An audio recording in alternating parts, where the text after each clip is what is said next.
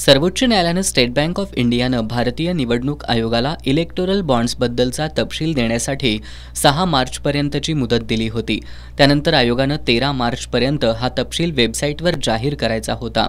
दरम्यान तपशील देण्यासाठीची मुदत संपण्यासाठी 1 दिवस शिल्लक असताना SBIनं हा तपशील देण्यासाठी 30 जूनपर्यंतची मुदत मागितली आहे। याविरोधात इंडिया आघाडीनं दसरा चौकातील स्टेट बँक ऑफ इंडियाच्या शाखेसमोर जोरदार निदर्शनं केली। यावेळी केंद्र सरकारच्या निषेधार्थ जोरदार घोषणाबाजी करण्यात आली। सुप्रीम कोर्टानं आपल्या निकालात निवडणूक रोखे मतदारांच्या माहितीच्या मूलभूत अधिकारांचं उल्लंघन करतात असं सांगत SBIनं हे रोखे जारी करणं थांबवावं असा आदेश दिला।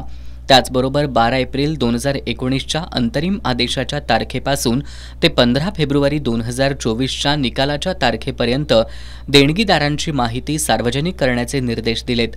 एकट्या भाजपकडे सुमारे 16,700 कोटींचे इलेक्टोरल बॉन्ड्स आहेत। लोकसभा निवडणुकीच्या पूर्वी इलेक्टोरल बॉन्ड्सची माहिती जाहीर झाल्यास त्याचा फटका भाजपला बसेल।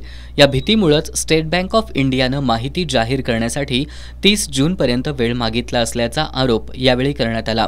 सर्वोच्च न्यायालयाच्या निर्देशांनुसार 13 मार्चला निवडणूक आयोगानं इलेक्टोरल बॉन्ड्सचा तपशील जाहीर करावा, अन्यथा कोल्हापूरमध्ये ज्या ठिकाणी स्टेट बँक ऑफ इंडियाच्या शाखा आहेत त्या शाखांना टाळं ठोकू असा इशारा यावेळी देण्यात आला। 1 महिना झाल्यानंतर आजची मुदत संपण्याच्या पूर्वी काल स्टेट बँकेनं ही माहिती आम्ही देऊ शकत नाही अशा पद्धतीचा निर्णय केला। ही गोष्ट सर्वोच्च न्यायालयाचा अपमान करणारी आहे। ही गोष्ट मोदी सरकारचा भ्रष्टाचार लपवण्यासाठी आहे आणि ही गोष्ट जनतेला बेदखल करण्यासाठी आहे।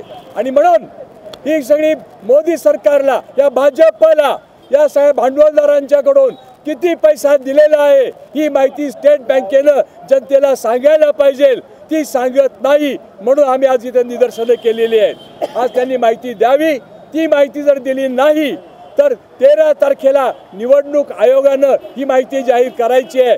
तोपर्यंत माहिती जाहीर झाली नाही तर स्टेट बँकेच्या विरुद्ध आम्हाला आणखी तीव्र आंदोलन करावं लागेल आणि बँकेला कुलूप लावावं लागेल असा इशारा आम्ही या निमित्तानं देतो। निदर्शनानंतर State Bank of India Dasara Chowk शाखेचे व्यवस्थापक राजेंद्र साबळे यांना निवेदन देण्यात आलं। या निदर्शनांमध्ये शिवसेना उद्धव बाळासाहेब ठाकरे पक्षाचे उपनेते संजय पवार, सहसंपर्क प्रमुख विजय देवणे, राष्ट्रवादी काँग्रेस शरदचंद्र पवार पक्षाचे जिल्हाध्यक्ष RK पोवार, आपचे संदीप देसाई, माजी नगरसेवक तौफिक मुल्लानी यांच्यासह इंडिया आघाडीतील घटक पक्षांचे पदाधिकारी कार्यकर्ते सहभागी झाले होते।